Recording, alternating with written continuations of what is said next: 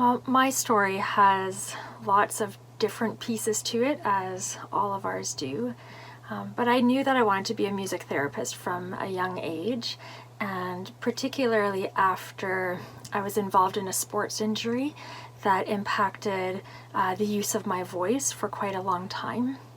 And it was at that point that my connection with music changed. I was a vocalist by nature, now couldn't use my voice, and there was a lot of loss and grief associated with that. But I connected with music in a new way, where I found I could express myself. I could find lyrics that spoke to where I was at. I pounded on the piano. I learned how to play guitar.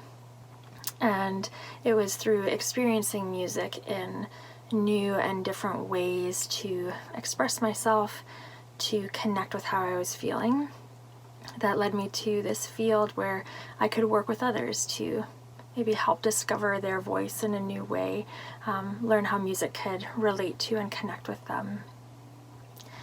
My story went on to lead me to work in end-of-life care and bereavement support, and I really felt called and compelled to work with those who were facing end of life and those processing and digesting end of life afterwards.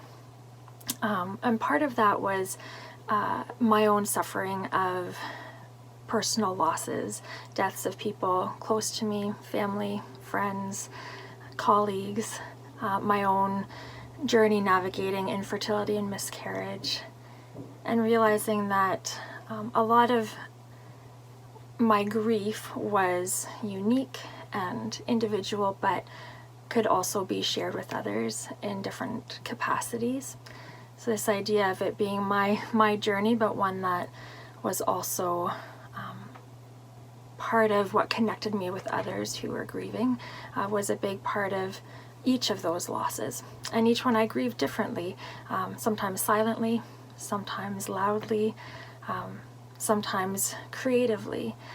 And through those processes and through my work with those who are navigating loss and grief in different ways, we discover that music and creative arts and different modes can help us both acknowledge and validate what we're feeling, and also as a way of sharing it and externalizing it and expressing it, honoring our process, our journey.